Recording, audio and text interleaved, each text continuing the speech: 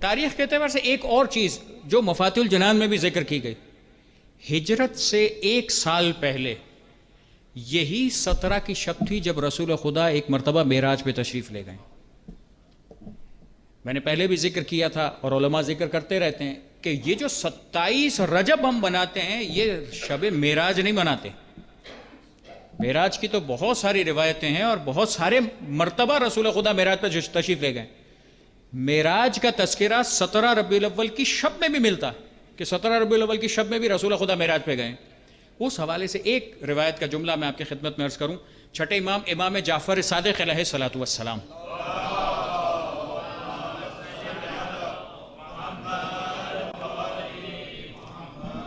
چھٹے امام کا بھی تذکرہ ہے، رسول خدا کا بھی تذکرہ ہے۔ چھٹے امام نے ذکر کیا کہ اللہ کے رسول جب معراج پہ تشریف لے گئے تو وہاں پر جنت میں ایک قصر دیکھا، ایک محل دیکھا، اور اس محل کی جو کیفیت ذکر کی گئی کہ ایسا سرخ یاقوت کا، ریڈ یاقوت کا محل تھا جس کے اندر کیفیت یہ تھی کہ جیسے باہر کی روشنی اندر آ رہی ہو، اندر کی روشنی باہر، اس طریقے سے بہترین محل بنا ہوا تھا۔ جب یہ محل رسول خدا نے دیکھا اور اس کے قبے ذکر کیے گئے کہ اس کے اندر 10 قبے تھے، اور وہ بھی کسی عام چیز کے نہیں بلکہ مروارید کے، زبرجد کے، یعنی اہم ترین پتھر، بہترین قسم کا محل۔ اس محل کی جب کیفیت دیکھی رسول خدا نے تو اب رسول خدا کہتے ہیں کہ میں نے پوچھا جبرائیل یہ محل کس کا ہے؟ یہ محل کس کو ملے گا؟ یہ کس کا محل ہے؟ کہ جب یہ جواب ملا کہ یہ محل کس کا ہے، جناب جبرائیل نے جواب دیا۔ ظاہر ایک سوال و جواب ذکر کرنے کی ضرورت نہیں ہے کہ یہ سوال و جواب ہوتے ہی اس لیے ہیں کہ تاکہ روایات کے سوال اور جواب کے ذریعے سے ہمارے علم میں اضافہ ہو، ورنہ جبرائیل علیہ السلام وہ ہیں کہ جن کے استاد، جن کی خلقت بعد میں ہوئی ہے، رسول خدا کی خلقت پہلے ہوئی ہے۔ رسول خدا کے ساتھ معصومین کی خلقت پہلے ہوئی ہے، رسول خدا ہی کے انوار تھے، رسول خدا کا ہی نور تھا کہ جنہوں نے یہ سکھایا کہ خدا کی تسبیح کی کیسے جاتی ہے جناب جبرائیل و دیگر فرشتوں کو۔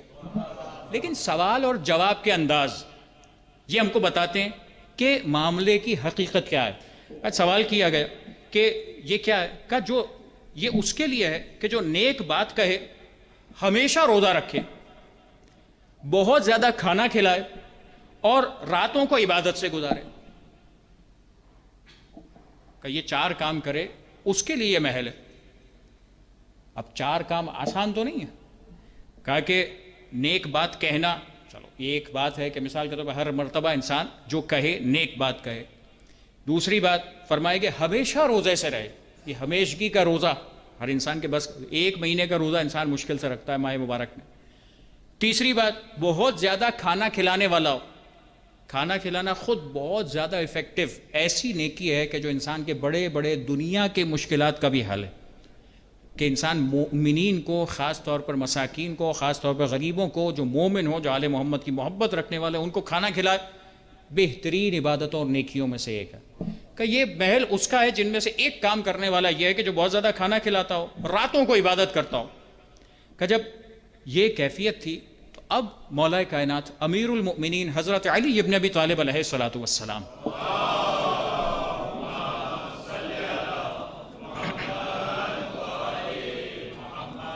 مولا کائنات ظاہر ہے کہ اس حدیث کو سن رہے ہیں، سوال کیا کہ اے رسول خدا، آپ کی امت میں سے لوگ اتنی طاقت تو نہیں رکھتے کہ اس محل کو حاصل کر سکے اس طریقے سے جیسے ان جملوں کے حد تک جب بیان ہوا کہ نیکی ہمیشہ کرتے رہیں، عبادتیں ایسی ہوں، مسلسل روزے ہوں، کھانا کھلانا بہت زیادہ ہو، کہ یہ سارا اتنا زیادہ کر تو نہیں پائیں گے آپ کی امت میں سے؟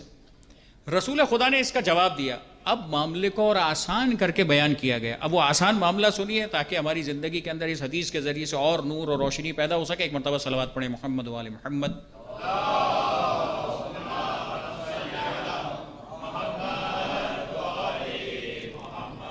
کہ جو نیک بات کا میں نے ذکر کیا کہ نیک بات کہے، یہ نیک بات کہنے کا مطلب یہ ہے سبحان اللہ والحمد للہ ولا الہ الا اللہ واللہ اکبر، جو ہم تسبیحات 4 پڑھتے ہیں تیسری اور چوتھی رکعت میں، کہ جو یہ پڑھے گا وہ ایسا ہے جو اس کیٹیگری میں چلا جائے گا جو نیک بات کہتا ہو. یہ تسبیحات اربع کتنی اہمیت رکھتی ہے.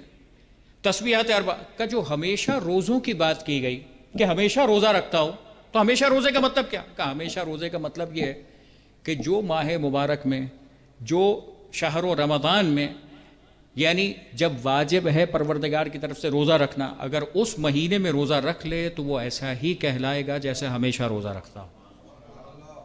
یہ دوسری عبادت. تیسری چیز کا ذکر کیا گیا کہ بہت زیادہ کھانا کھلانا. بہت زیادہ کھانا کھلانے کا مطلب یہ ہے کہ ہر انسان کی ذمہ داری تو ہے کہ اپنے گھر والوں کو ظاہر رزق کمائے، کام کرے، حلال روزی کمائے اور اس کے ذریعے سے اپنے گھر والوں کو کھلائے.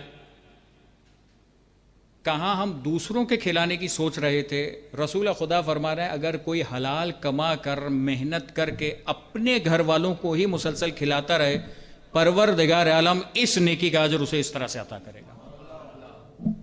روایات میں ہے، خود اللہ کے رسول کی حدیثوں میں، الکاسب حبیب اللہ، یعنی جو کسب کرنے والا، جو کمانے والا ہے، جو حلال رزق کمانے کی کوشش کرتا ہے، اب وہ جس بھی فیلڈ کا ہے، جس بھی طریقے سے ہے، لیکن حلال. سب سے اہم ترین بات یہ ہے کہ حلال ہو. کم ہو حلال کا باعث برکت ہوا کرتا.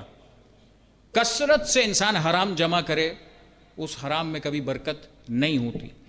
فرمایا اگر یہ کام کرے گا پروردگار اس طریقے سے اسے عطا کرے گا.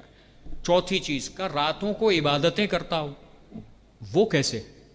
کہ وہ جو راتوں کی عبادتیں ہیں، فرمایا گیا اگر کوئی شخص نماز شب پڑھ لے تو وہ ایسا ہی شمار کیا جائے گا جیسے راتوں کو عبادت میں گزارنے والا ہو. یعنی نماز شب کے جو موجودہ مراجعین کی جو مسائل اور فقہی نظریات کے اعتبار سے، حتیٰ نماز عشاء کے بعد بھی مراجعین اجازت دیتے ہیں کہ پڑھی جا سکتی ہے، کم سے کم اتنا ضرور کرے کہ نماز شب اپنی زندگی میں رکھے. اتنے فوائد ذکر کیے گئے کہ جس کا انسان سوچ نہیں سکتا. ایسے نور اور ایسے رزق کے وسیلے پروردگار پیدا کیا کرتا اس نماز شب کے توسط سے، اس نماز شب کے بدلے میں، کہ جس کو انسان تصور نہیں کر سکتا. صلوات پڑھیے محمد و آل محمد.